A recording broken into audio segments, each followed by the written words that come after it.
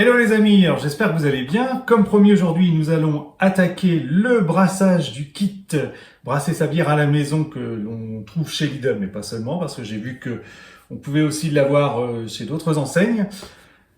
Nous allons suivre aujourd'hui la procédure qui est décrite sur le carton. Je vais quand même l'agrémenter de quelques conseils ou améliorations afin de vous garantir une réussite totale pour ce brassage qui est vraiment concerne les débutants. Pour les autres, aucun intérêt. Eh bien écoutez, c'est parti. Jingle.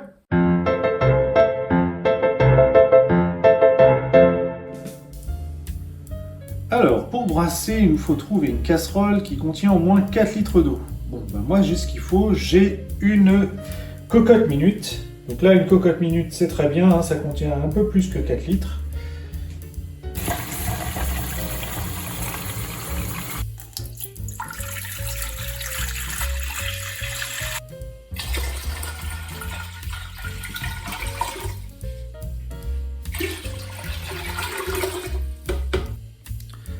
J'ai donc mes 3 litres d'eau. Alors maintenant, il va falloir que j'ajoute mon extrait de malt. Alors si j'ai bien compris, c'est dans l'eau froide. Et après, il faut laisser bouillir pendant 50 minutes.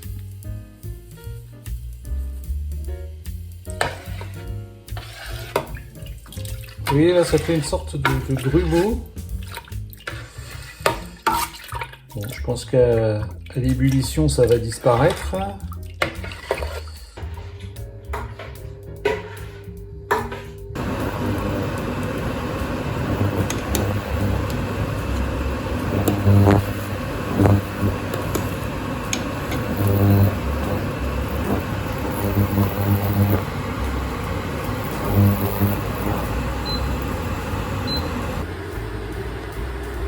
Alors pour ceux qui suivent mes tutos, on a un phénomène là qui se produit, qui est exactement le même que celui qui se produit quand on fait un brassage traditionnel et qu'on commence l'ébullition. On a une écume qui se crée dans les premières minutes et donc là on a exactement la même chose. Bon voilà, je suis obligé de baisser un petit peu le feu parce que sinon ça va déborder. Surtout avec l'écume. Alors le petit conseil que je vous donne, mais qui est aussi valable quand vous brassez traditionnellement, laissez l'écume à l'intérieur. Cette écume va retomber, elle va se casser, hein, ça va retomber au fond. Donc vous laissez faire. D'ailleurs ça commence. Bon, ça fait même pas 2 minutes que j'ai baissé le feu et ça y est, hein, déjà les protéines sont déjà toutes retombées au fond. Donc on va pouvoir rajouter maintenant le houblon comme ils disent.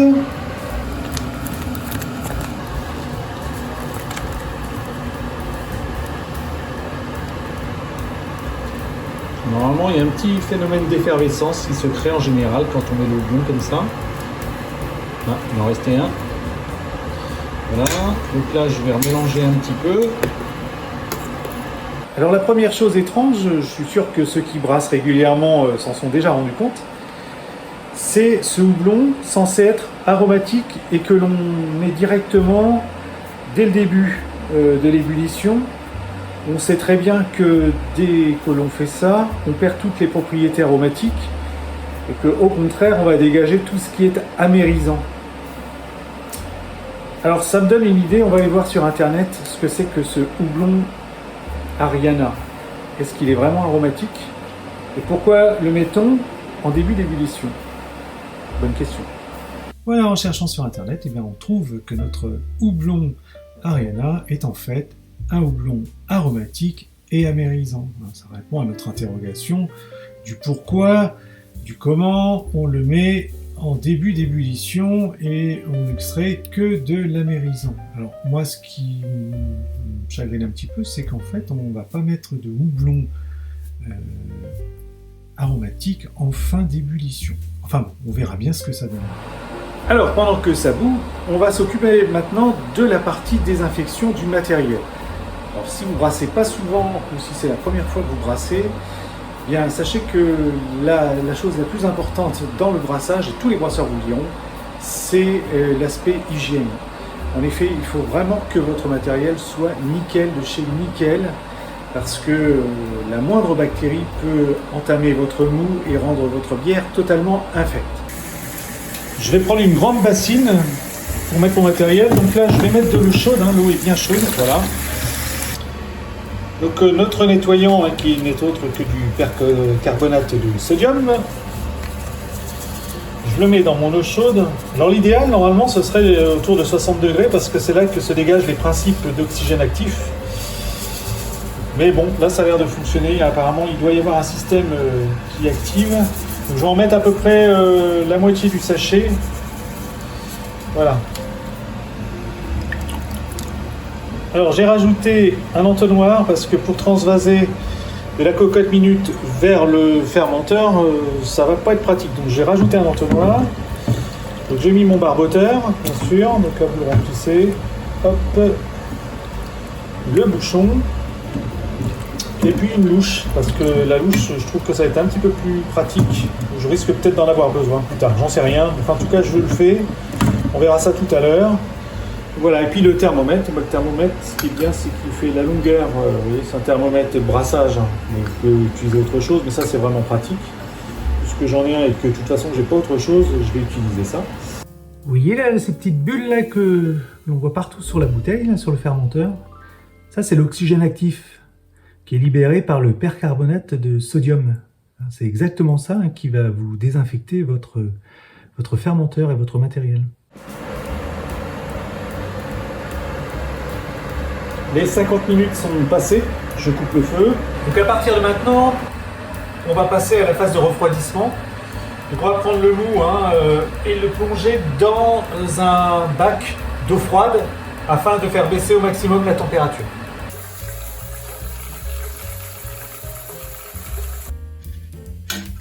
Donc,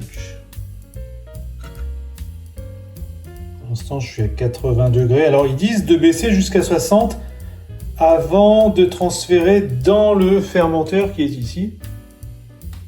Alors, bien sûr, on peut attendre d'atteindre les 60 degrés pour transvaser le mou dans le fermenteur, tel que c'est écrit sur le carton, mais on va pas faire ça. Moi, je vais vraiment atteindre les 30 degrés et puis après, je vais transférer dans le fermenteur. Bon, j'ai atteint les 30 degrés, mais vraiment difficile maintenant d'aller plus bas avec cette eau du robinet qui n'est pas vraiment froide. Donc je vais procéder directement au transvasement dans le fermenteur. Alors ils disent de ne pas le rincer, hein, juste enlever l'eau et directement de verser à l'intérieur tel que. Bon, ben, je vais faire ça.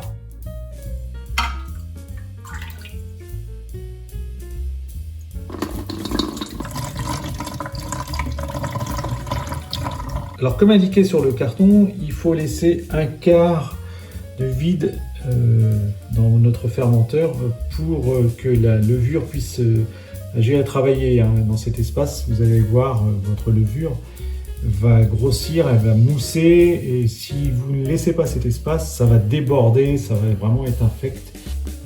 Alors ça, c'est la bassine où j'avais mis mon percarbonate. Vous voyez le barboteur? Eh bien, il faut le remplir avec ce percarbonate. Et alors, ce qu'il faut faire, c'est à peu près atteindre, voilà, là on a la moitié, tac, le mettre comme ceci, voilà, et ensuite, eh bien, on n'a plus qu'à le clipser, c'est jusqu'au bout, et voilà, normalement tout est hermétique. Alors je vais le laisser reposer pour que ça atteigne les 20 degrés, puis après je vais mettre ma levure. Alors on a beau être en été, j'ai vraiment de la chance, j'ai une pièce au sous-sol qui est à 20 degrés, là, comme vous pouvez le voir, donc c'est idéal, franchement elle est super cette pièce. Donc j'entrepose ici, à la fois pour refroidir mon mou, mais aussi ensuite pour la fermentation, eh bien ma petite bière que je viens de brasser. Franchement, je vous déconseille de brasser en plein été si vous n'avez pas une pièce qui ne va pas au-dessus des 20 degrés. L'idéal, c'est de brasser en hiver dans ce cas-là. En général, le chauffage de la maison est réglé entre 19 et 20 degrés, donc c'est très très bien pour la fermentation. C'est vraiment ce que je vous conseille de faire. Brassez plutôt l'hiver, mais l'été, si vous n'avez pas un local avec une bonne température, ne le faites pas. Alors, on est plusieurs heures après avoir mis dans le fermenteur le mou. Voilà, là on est à 20 degrés, 20 degrés 1, donc impeccable. On va pouvoir maintenant mettre la levure. Alors la levure, c'est très facile à mettre, il suffit juste de la mettre à l'intérieur de la bouteille. Voilà, on met tout le sachet. Alors on peut secouer si on veut. On peut laisser faire. Ah, il en reste encore un peu au fond du paquet.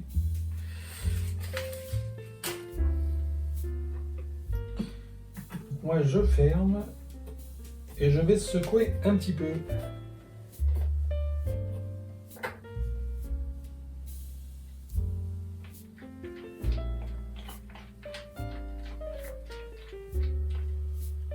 Voilà. Alors, une petite chose que je vais rajouter, surtout les levures craignent la lumière, donc vous mettez votre mou à l'abri de la lumière. Voilà, donc ça fait 12 heures que j'ai mis ma levure à peu près, hein, 12-13 heures. Et voilà, l'activité commence. Donc normalement bientôt le barboteur va commencer à buller. On attend ça.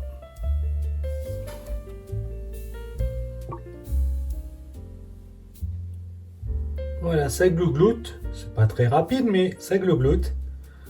Ça prouve que l'activité des levures est en cours. Donc ça va le faire comme ça pendant encore 3-4 jours. Alors toi qui débutes, tu sais pas forcément ce qui se passe actuellement dans le barboteur. Tu te dis mais ouais ok, j'ai mis de la levure, ça fait des bulles, mais bon c'est quoi et qu'est-ce qui se passe exactement? Alors c'est très simple, les levures transforment les sucres fermentescibles en alcool. Au bout de 72 heures, on voit que le bulleur a nettement moins d'activité. Bon, mais c'est pas pour ça qu'il faut arrêter, hein. Il faut laisser faire encore quelques jours. Moi, je fais toujours minimum 5 jours. Alors initialement, j'avais décidé de ne faire que 2 vidéos. Une partie sur le unboxing et la partie sur le brassage de cette bière que l'on trouve chez Lidl. Mais actuellement, alors je trouve un peu dommage que vous ne puissiez pas profiter tout de suite de mes conseils et puis aussi de mon expérience, hein, pour que vous puissiez vous faire une idée et à l'acheter ou pas ce kit de brassage. Donc je poste cette vidéo maintenant, ce qui veut dire que on va faire une 3e partie, ce sera la partie de mise en bouteille et de dégustation de cette bière vendue chez Lidl. Je vous dis à très bientôt et surtout, brassez bien!